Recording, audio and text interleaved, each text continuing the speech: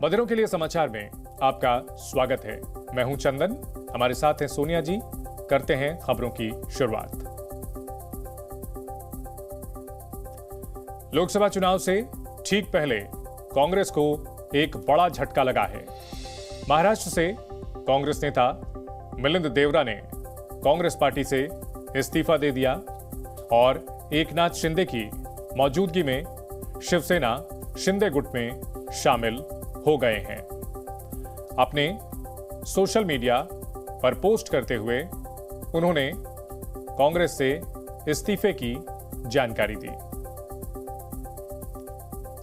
कांग्रेस की भारत जोड़ो न्याय यात्रा की आज से शुरुआत हो रही है, जिसके लिए कांग्रेस नेता राहुल गांधी मणिपुर में हैं, जहां उन्होंने खोंगजोम वॉर मेमोरियल में शहीदों को नमन किया।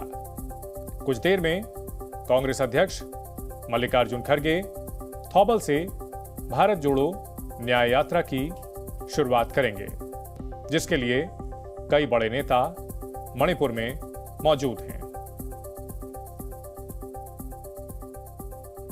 देश भर में आज स्वच्छता अभियान चलाया जा रहा है। इसके तहत देश भर के मंदिरों और कई स्थानों पर कई मंत्रियों और नेताओं ने साफ सफाई की। यूपी के सीएम योगी आदित्यनाथ ने अयोध्या से अभियान की शुरुआत की। सीएम योगी ने सड़क पर झाड़ू लगाया। बीजेपी अध्यक्ष जेपी नड्डा ने दिल्ली में श्रमदान किया। प्रधानमंत्री नरेंद्र मोदी पोंगल के अवसर पर केंद्रीय राज्य मंत्री एल मुरुगन के घर पहुंचे। यहां उन्होंने पोंगल समारोह में हिस्सा लिया। इस अवसर पर पुडुचेरी की उपराज्यपाल और तेलंगाना की राज्यपाल भी यहां मौजूद रहे। इस दौरान पीएम मोदी पोंगल उत्सव के विधि विधानों में शामिल हुए। प्रधानमंत्री ने कहा कि पोंगल के दिन तमिलनाडु के हर घर से पोंगल धारा का प्रवाह होता है।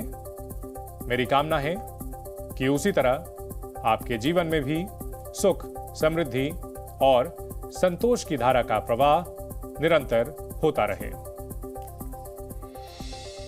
मालदीव और भारत के बीच रिश्ते लगातार खराब हो रहे हैं।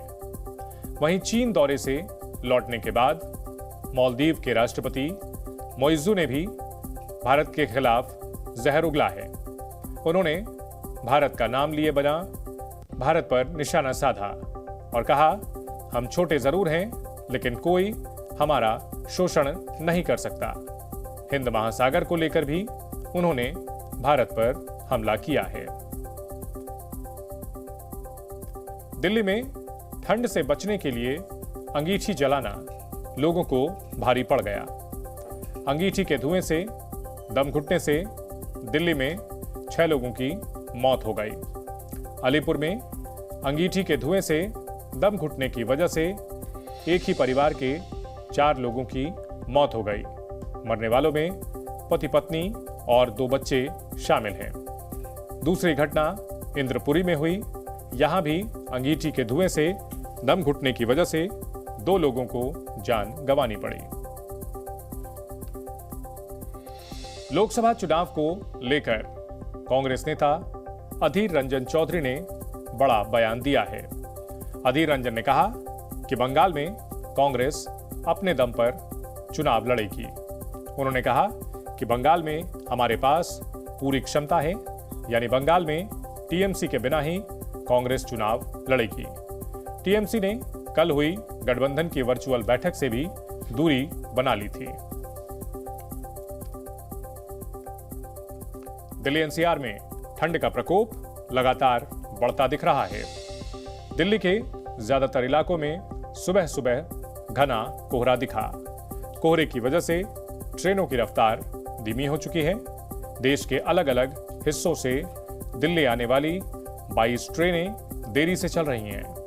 कोहरे और भीषण ठंड की वजह से सड़कों पर लोगों की आवाजाही बहुत कम है। बधिरों के लिए समाचार में फिलहाल इतना ही। वक्त है एक ब्रेक का।